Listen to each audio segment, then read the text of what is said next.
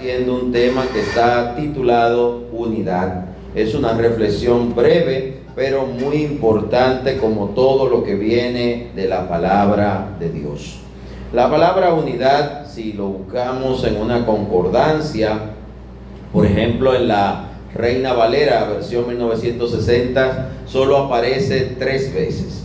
Y esta palabra unidad, que su mismo nombre lo dice, nos quiere guiar a estar unánimes, juntos, en armonía, armonizar, como dice el Salmo 133:1, cuán bueno y delicioso es habitar los hermanos juntos y en armonía.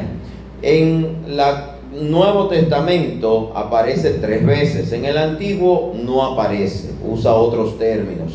Pero acá no solo aparece, sino que de estas 3 veces que aparece la palabra unidad, una es en el libro de Juan 17:23 y las otras 2 son en Efesios 4. El capítulo 4 de Efesios está titulado La unidad del Espíritu.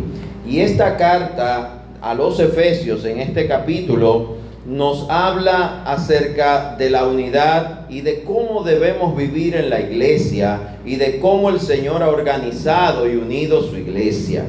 Es importante entender que esta carta a los Efesios se entiende que fue escrita por Pablo estando preso en Roma. Y él envía esta carta a esta iglesia de los Efesios, que era una de las iglesias más importantes de la cristiandad en ese momento. Y este pasaje, vamos a leerlo, por lo menos esta porción del capítulo 4 de Efesios, titulado La unidad del Espíritu. Amén. Y vamos a ver cómo aparece 2 veces la palabra unidad para hablar sobre su importancia para la iglesia, para el creyente y para estos tiempos que vive la humanidad. Dice Efesios 4:1. Yo pues, preso en el Señor, os ruego que andéis como es digno de la vocación con que fuisteis llamados, con toda humildad y mansedumbre, soportando con paciencia los unos a los otros en amor, solícitos en guardar la unidad. Y ahí aparece por primera vez la palabra unidad en este pasaje y por segunda vez en la Biblia. Solícitos en guardar la unidad del Espíritu en el vínculo de la paz. Un cuerpo y un espíritu, como fuisteis también llamados en una misma esperanza de vuestra vocación. Un Señor, una fe, un bautismo, un Dios y Padre de todos, el cual es sobre todos y por todos y en todos. Amén. Hasta este punto del versículo 7, Pablo aconseja y enseña a esta iglesia tan importante de los Efesios, iniciando con esta declaración, y él mismo lo dice: yo pues, preso en el Señor. Él literalmente estaba preso, pero él declaraba que era por voluntad de Dios. Os ruego que andéis como es digno de la vocación con que fuisteis llamados. Es decir, Cristo te llamó, hay un llamado, Cristo te escogió, Cristo te apartó, y es importante, es digno, como dice acá, que esa vocación te lleve a actuar como espera el que te llamó.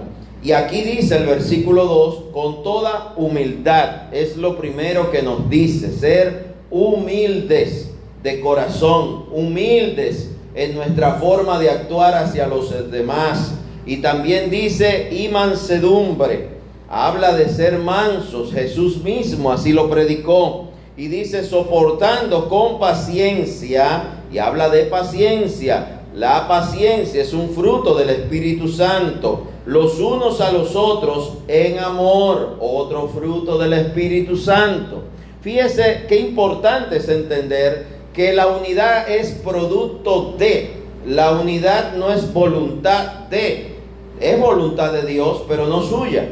Usted no solo debe quererlo, usted tiene que hacerlo, porque es imposible agradar a Dios y ser uno de los escogidos por Dios y seguir con la vocación con que Dios nos llamó y no estar unánimes, no estar en unidad con nuestros hermanos y familia de fe. Es importante que usted entienda que como parte del cuerpo de Cristo tiene que estar unido a ese cuerpo. Usted no puede ser brazo, pie o mano y estar amputado, suelto en su casa, sin ser parte del cuerpo de Cristo. El cuerpo tiene que estar, como dice la Biblia, bien unido y bien concertado.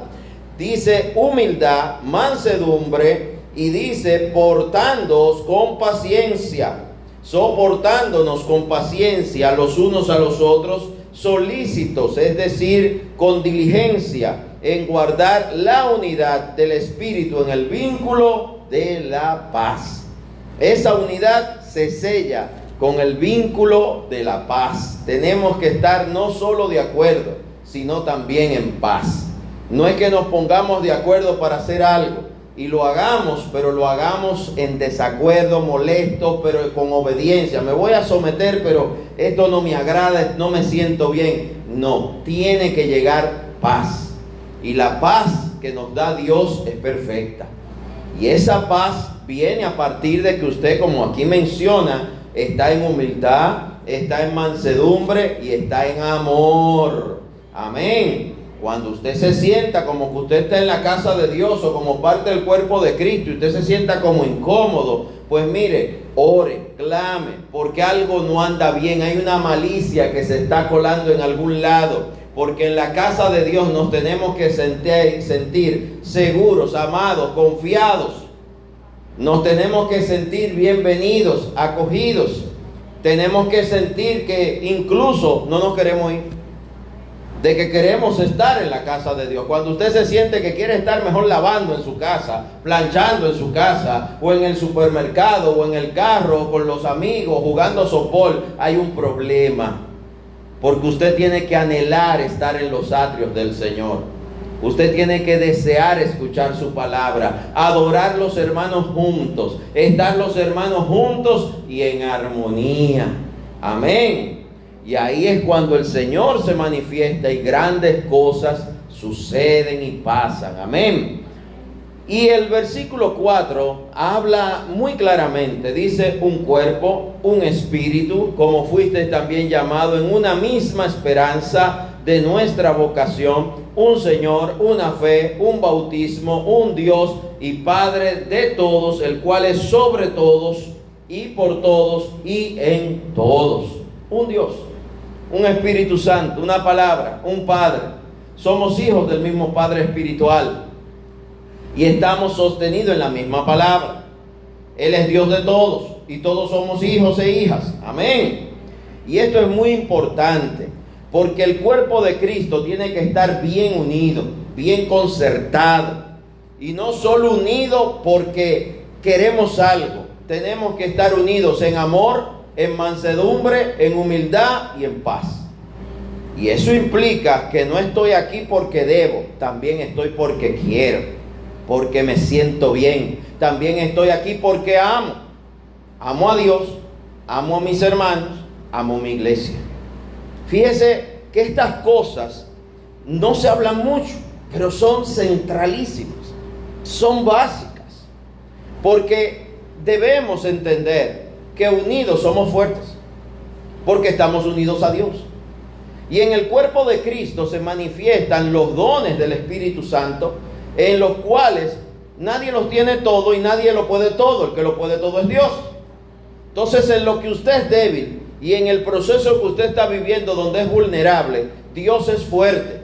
Y Él va a mostrar esa fortaleza a través del cuerpo de Cristo, que es la iglesia, donde usted recibirá apoyo, nuevas fuerzas, la palabra que moverá el muro, donde usted recibirá las piedras que derribarán al gigante, donde habrá muro y antemuro, donde habrá atalayas que te dirán y vigías. Allá a lo lejos se ve que viene una batalla, vamos a prepararnos, donde se reprenderá el devorador por ti. Hay cosas que Dios quiere hacer y Él las hace en este tiempo de la gracia a través del Espíritu Santo. Y el Espíritu Santo obra a través de la iglesia. Ahora, tenemos que entender que la iglesia perfecta estaría compuesto por gente perfecta. ¿Y la gente es perfecta? No lo es. Pero Dios quiere que sus siervos avancen hacia la perfección. Tenemos que estar librando la batalla y la lucha para tratar de serlo. Amén. Y dice la palabra ahí mismo, el 7, pero a cada uno de nosotros fue dada la gracia conforme a la medida del don de Cristo. Por lo cual dice, subiendo a lo alto, llevó cautiva la cautividad y dio dones a los hombres. Como le expliqué, los dones del Espíritu Santo fluyen en la iglesia, a través de la iglesia, y es para bendición de todos, para la edificación del cuerpo de Cristo, como dice este mismo pasaje más adelante. Y qué importante que aquí nos habla en el versículo 7, pero a cada uno de nosotros fue dada la gracia, a cada uno fue dada la gracia, conforme a la medida del don de Cristo. Ese don de Cristo, que incluye tu medida de fe, ha sido derramado sobre los creyentes. Y cada creyente es útil, importante y necesario. Así como tú necesitas ser parte del cuerpo de Cristo, el cuerpo de Cristo te necesita a ti. Y necesita el don de Cristo que está en ti. Y esto es importantísimo que lo entendamos y lo llevemos a la obra en este tiempo. Podemos vivir procesos en nuestras vidas que nos llevan como a alejarnos del cuerpo. Pero ahí es cuando más debemos acercarnos al cuerpo. Y entender que el cuerpo no puede necesariamente decirle al pie, mira, acércate aquí para decirte un secreto. No, el cuerpo lo que necesita es que el pie esté donde debe estar el pie.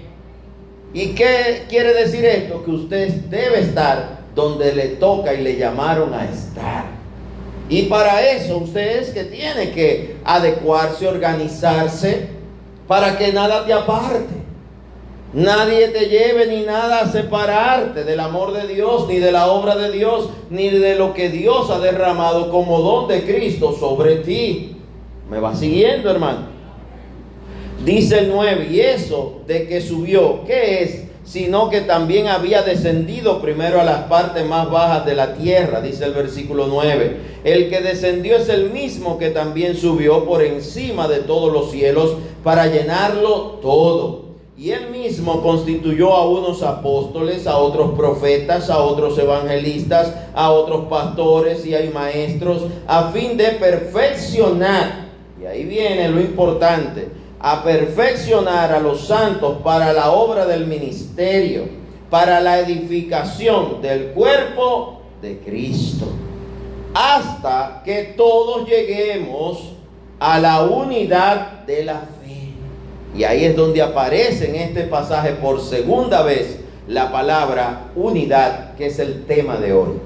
Y habla y dice literalmente hasta que todos, dice todos, lleguemos a la unidad de la fe y del conocimiento del Hijo de Dios, a un varón perfecto, a la medida de la estatura de la plenitud de Cristo.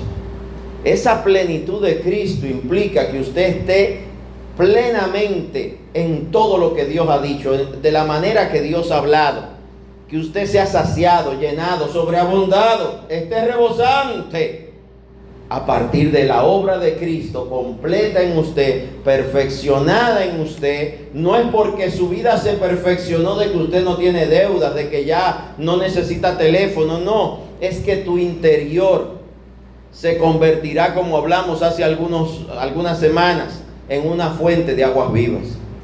Y esa fuente de aguas vivas es Cristo habitando en ti, donde usted estará saciado, donde usted tendrá paz, tendrá amor, tendrá humildad, será manso, pero al mismo tiempo será diligente, será útil, y el don de la gracia de Jesucristo brotará de usted para la edificación del cuerpo de Cristo y para bendición tuya. Será bendecido el cuerpo de Cristo, pero también para bendición tuya y de tu casa. Amén. Y dice ahí mismo el 14, para que ya no seamos niños fluctuantes. No vas a fluctuar más.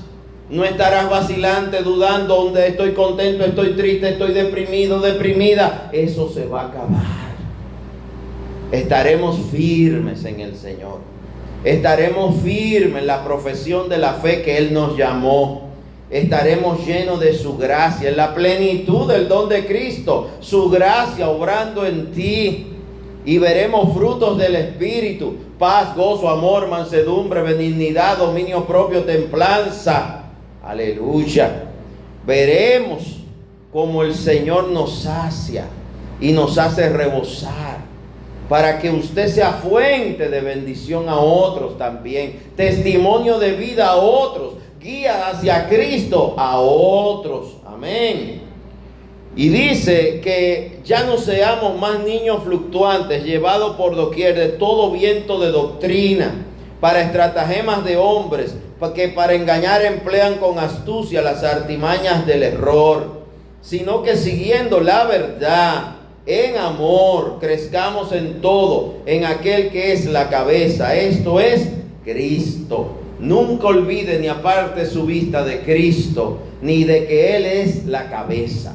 Él es la cabeza de su cuerpo, que es la iglesia. Él es el buen pastor. Él es el que te cuida y cuida su rebaño. Él es el que deja la 99 y va tras la perdida. Él es el que recoge a las recién paridas y la pone en su seno, en su pecho, y las carga, porque Él te ama. Él dio su vida por ti en una cruz, y no hay nada que el Padre de los cielos y su Hijo unigénito no hagan por ti. Dios te ama, Cristo te ama. Y Él no tiene pretextos ni pero para amarte. Él te ama y te ama mucho. Amén.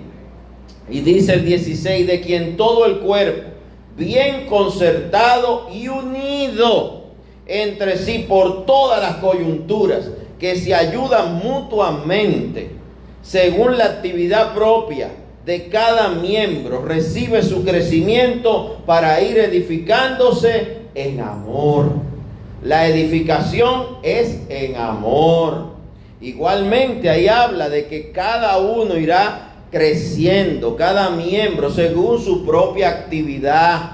No tenemos que tener el mismo don ni hacer lo mismo, sino que tu don complementa el don del hermano. La gracia de Cristo en ti se complementa con la gracia de Cristo en mí, en el hermano, en la hermana, en el más joven, en el más anciano. Nos unimos y Cristo hará la obra perfecta. Amén. Y qué importante es que dice, y unido entre sí por todas las coyunturas. Tenemos que entender que esas coyunturas, como en un brazo y un codo y un antebrazo, hay una coyuntura que lo hace flexible, movible. La coyuntura, lo que nos une, no está para dividirnos, está para hacernos más útiles. Este codo que tiene usted y que tengo yo, que creó Dios, permite que ese brazo suba, baje, permite que la mano gire, atrape algo, lo voltee, lo ponga derecho, lo ponga hacia abajo, lo ponga hacia arriba. Todo eso es producto de la coyuntura. Entonces la coyuntura nos hace flexibles. La coyuntura nos hace más útiles. La coyuntura nos hace también el que nos podamos estirar un poco más. Usted recuerda que Pablo habla de que me extiendo. Él se extiende porque el corredor llega un momento que se extiende hacia adelante para poder correr más rápido, y cuando está llegando, para llegar a la meta primero. Entonces esa capacidad del cuerpo de Cristo de extenderse implica y quiere decir que llegamos a más lugares, a más personas. Somos más activos y efectivos por medio de las coyunturas que nos unen, no que nos dividen. Las coyunturas de que uno sea médico, el otro abogado y el otro plomero, tiene que provocar que seamos más útiles como cuerpo de Cristo. De que la astucia, la capacidad del plomero manual de hacer cosas pueda ayudar al abogado que tiene un conocimiento intelectual psicorrígido sobre las leyes. Pero eso va a ayudar a que nos podamos unir para hacer mejor la obra del ministerio. Y el ministerio es la iglesia unida al llamado que Dios le ha dado. Cada iglesia tiene su llamado. Y cada hijo de Dios e hija de Dios está llamado por Cristo a servir en la iglesia, para que dentro de ese llamamiento sea útil, efectivo y cumpla con la misión que Dios ha dejado de ir por el mundo y hacer discípulos y ganarlos para Cristo, para que sean salvos. Amén. Qué importante es estar unánimes. Cuando hablamos de coyuntura, tenemos que entender que la mano se une aquí al brazo, y el antebrazo el codo, todo es lo que constituye ese brazo. Pero ese brazo tiene partes. No me voy a poner a hablar de huesos ni nada de eso, pero es importante que usted entienda que hay una coyuntura aquí en la mano, hay una coyuntura aquí, hay otra en el hombro.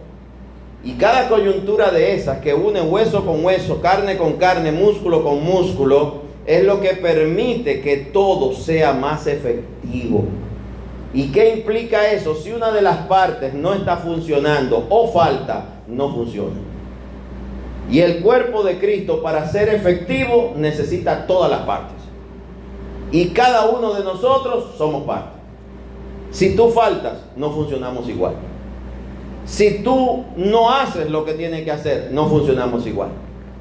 Si tú te niegas y dices, no, el codo dice, voy a doler y no me voy a mover, ya, ese brazo no sirve. Si tengo que tomar el celular con el micrófono, para poder tomarlo me tengo que callar. Para poder verlo, me tengo que callar. Dejé de ser efectivo porque me falta esa manito. ¿Qué sucede? Muchas veces hay personas que el enemigo, la vida, las situaciones, las confusiones, las distracciones, pueden llevarlo a que se aparten de su llamado, de su función, de su misión. Dejen de entender lo importante que son. Y nunca había sido más importante cada parte que cuando hay una crisis. Y yo no sé si usted oyó la noticia, el mundo está en crisis. Y hoy más que nunca es importante que cada parte del cuerpo de Cristo ocupe su lugar. Y esté dispuesto a funcionar y a desarrollar al máximo y con excelencia, pero en paz, en amor, con humildad y en unidad, soportándonos unos a otros, hacer su función. Este es el tiempo. Y el Señor, como cabeza, Él nos ha llamado a esa unidad. Y esa unidad es importante. Si vamos a la antigüedad, vamos a ver que en los tiempos que Jesús desarrolló su vida pública y ministerial, los fariseos, saduceos, los escribas, el Sanedrín habían llevado la ley de Moisés a un estado donde se había convertido en un bozal y un obstáculo para que se pudiera ayudar a la gente, para que se pudiera tener fe, para acercarse a Dios, incluso para hasta reconocer al Cristo cuando llegara, y llegó y no lo reconocieron, ni ellos. ¿Por qué? Porque habían convertido la ley, la palabra, en una soga que ataba. Y la palabra está para liberarnos y darnos entendimiento. Conoceréis la verdad y la verdad os hará libres. Eso dice hasta nuestro escudo nacional. Porque la palabra está para libertarnos. ¿Y la palabra de qué habla? De Cristo y de su obra redentora. Entonces quiero que usted entienda algo. En ese tiempo de los fariseos, por ejemplo, si alguien enfermaba, se convertía, si era de lepra, en una persona impura. Te voy a poner varios ejemplos rapidito. El primero lo vamos a ver en Mateo. Mateo, si usted tiene su Biblia, lo busca rapidito. Mateo 8, es cortito. Mateo 8:1 nos narra cómo Jesús sana a un leproso. Y te estoy hablando de la unidad del cuerpo de Cristo. Pero fíjese cómo en ese tiempo, que ya existía el templo, ya existía la ley de Moisés, ya la gente creía en Jehová, se llamaban el pueblo de Dios, se entendían pueblo de Dios, mas estaban divididos, cada quien por su lado, incluso en castas. Yo soy saduceo, tú eres fariseo, tú crees en la resurrección, yo no creo en la resurrección, tú crees en guardar esto, en guardar aquello, tú crees en comer esto, en comer aquello. Estaban divididos por leyes. Que no nos divida la ley, que nos debe unir.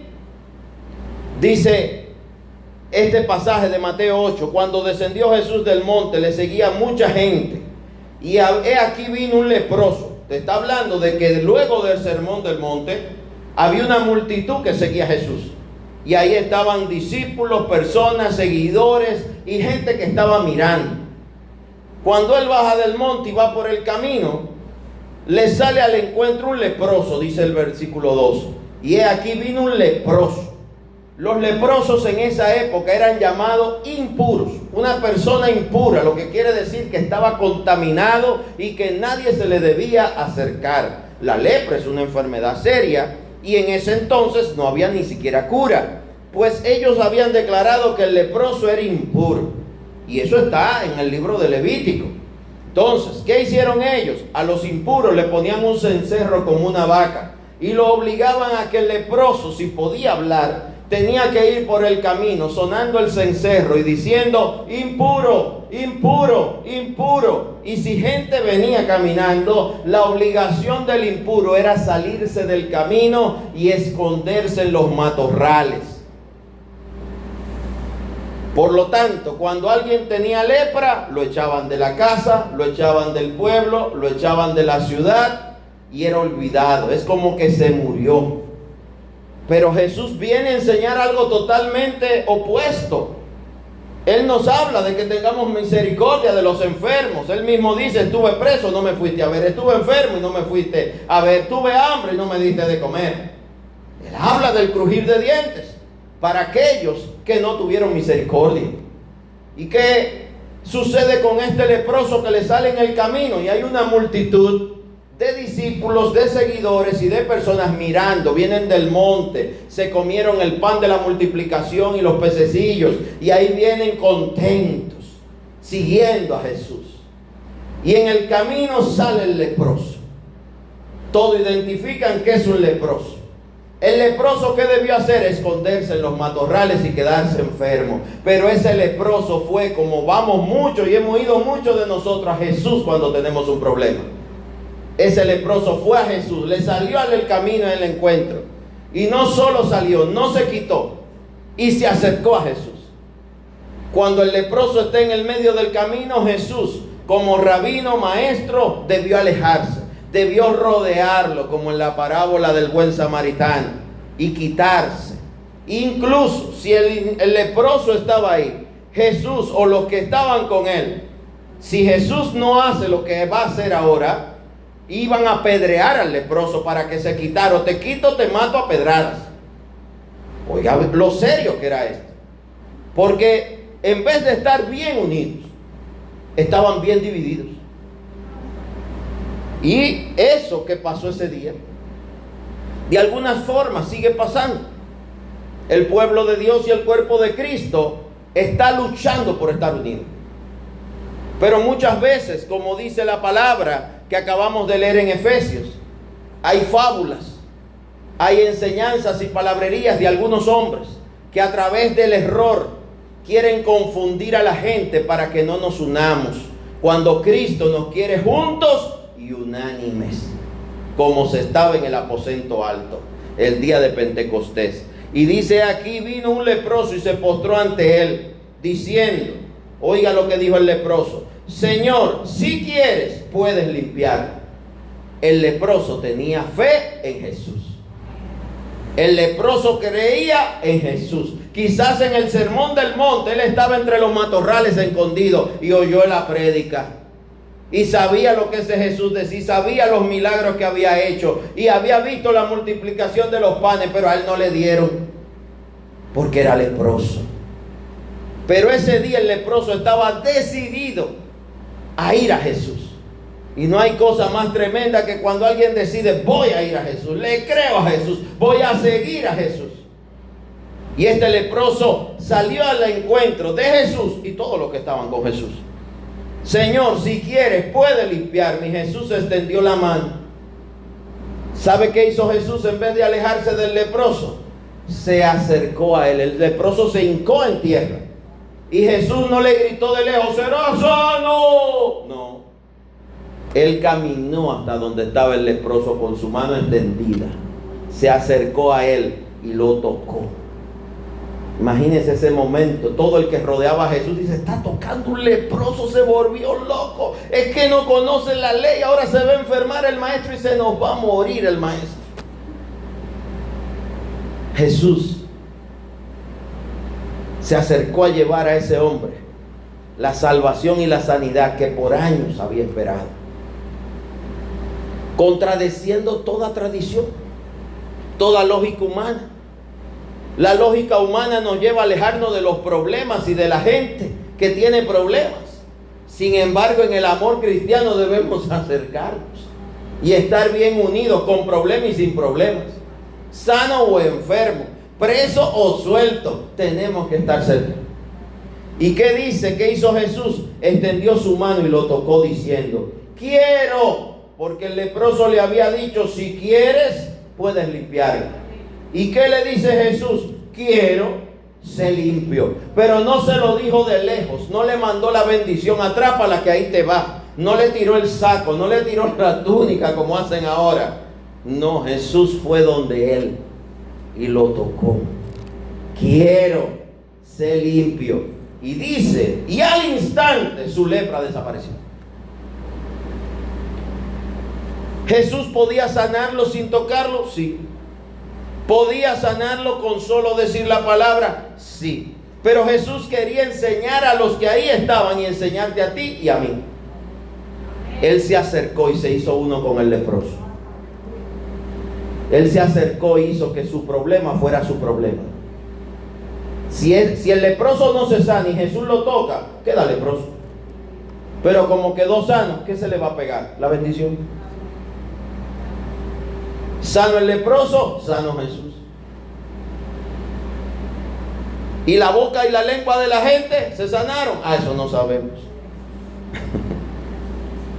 Pero esta enseñanza nos queda.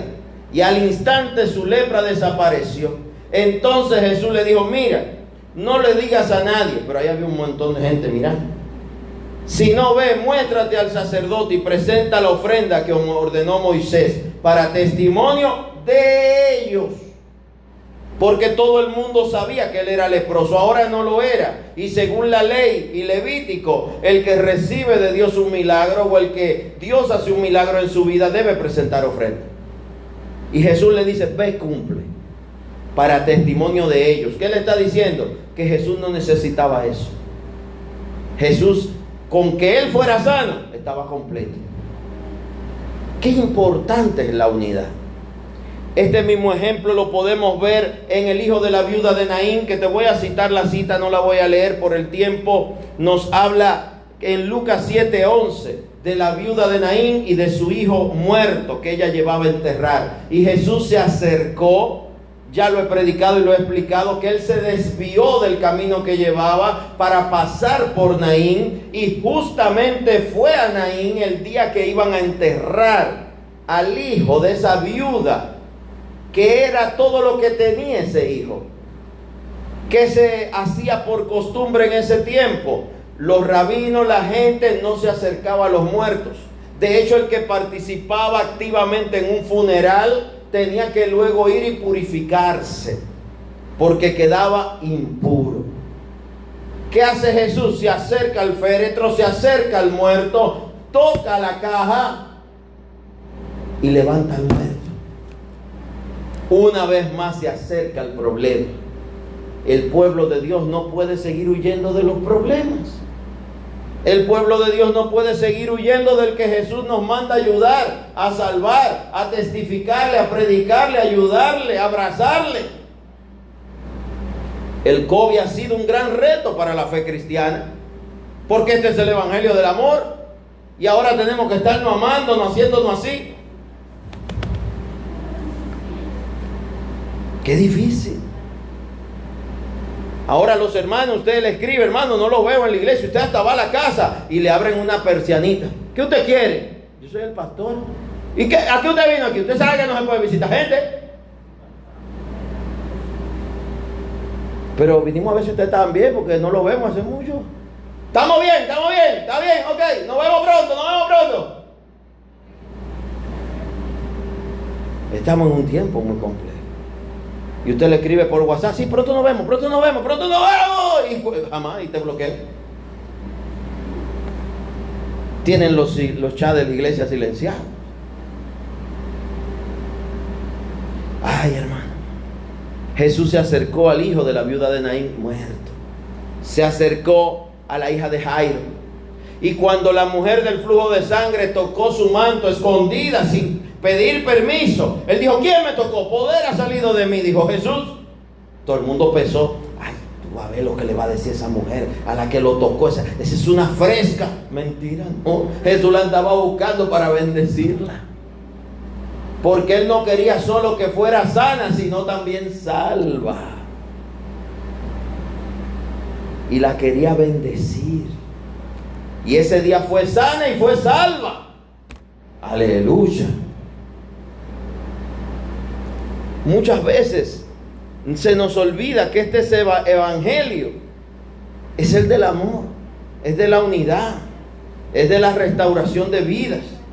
Nuestra iglesia, el Señor nos dio un nombre proféticamente: casa de oración y restauración. Porque Él restaura vidas. Él nos da nuevos comienzos y nuevas oportunidades. Restaura matrimonios. Él restaura los corazones de los que han sido muy heridos y muy maltratados. Él nos da una nueva vida en Jesús. Y Él nos da sentido y propósito a nuestras vidas. Y Él nos incorpora al cuerpo de Cristo. Y el tema de hoy es unidad. Y estaremos mañana continuando con este tema, hablando también no solo de unidad, sino de cómo Cristo transforma la vida de los que entran en esa unidad.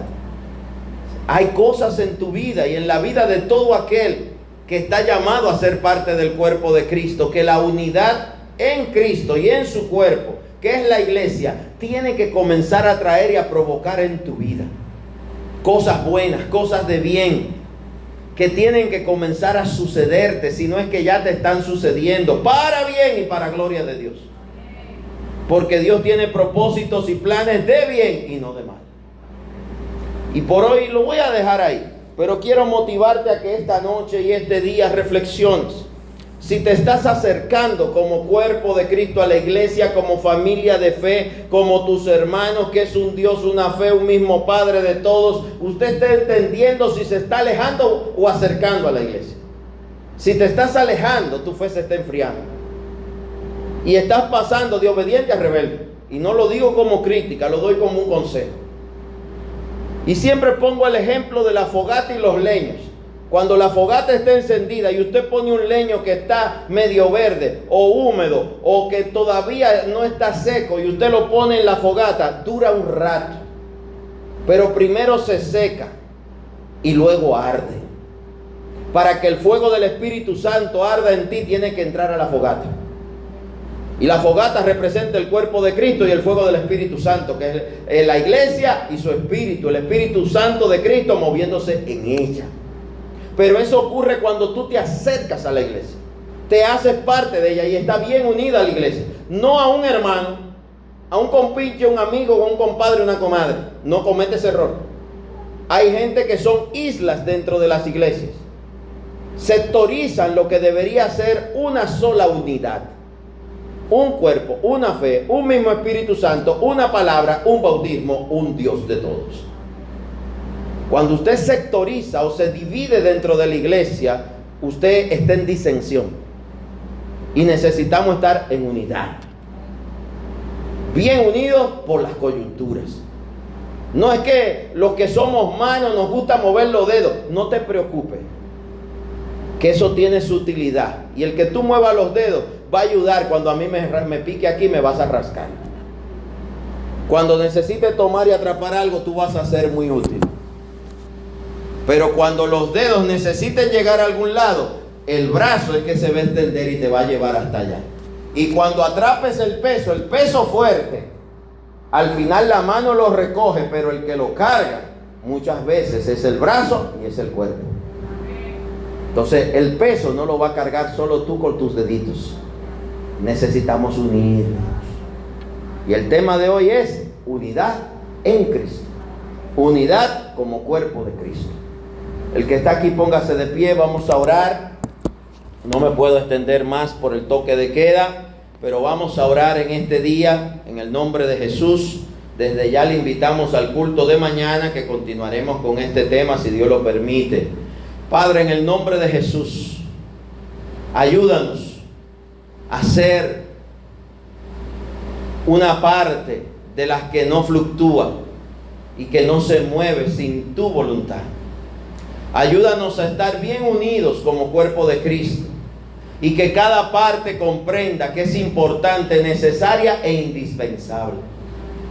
Que como cuerpo de Cristo tenemos que estar bien unidos, bien concertados. Y si una parte sufre, todos sufrimos. Y si una parte es bendecida, todos lo somos, porque estamos unánimes. Ayúdanos, Señor, a ser colaboradores de tu reino. Ayúdanos, Señor, a que tengamos un corazón humilde, a que obremos y actuemos con mansedumbre, a que sepamos mantenernos bien unánimes en el vínculo de la paz, llenos de amor, para que en el nombre de Jesús todos tus propósitos se cumplan en cada uno de nosotros, y se cumplan en la iglesia, y se cumplan en las ciudades, en las familias, en los países, en las naciones. Porque el cuerpo de Cristo está llamado a ser un cuerpo que obra, que actúa, que ejecuta, y lo que hace para la gloria de Dios es para bendición de muchos. Gracias, Dios, por esta palabra que nos recuerda en el nombre de Jesús que tenemos que estar unánimes y que tenemos que estar bien unidos, porque sólo así venceremos. Contigo, oh Jesús, como cabeza, y Dios como Señor de todos. En el nombre de Jesús. Amén y amén. Y el que está aquí, diga el amén fuerte. Amén. Por hoy despedimos la transmisión. Denle un aplauso al Señor. Si me ayudan desconectando la transmisión, por favor. Y pues bendecimos a todos los hermanos que se conectan a través de las redes, así como a través de la emisora. Que el Señor les bendiga grande y sobreabundantemente. Amén.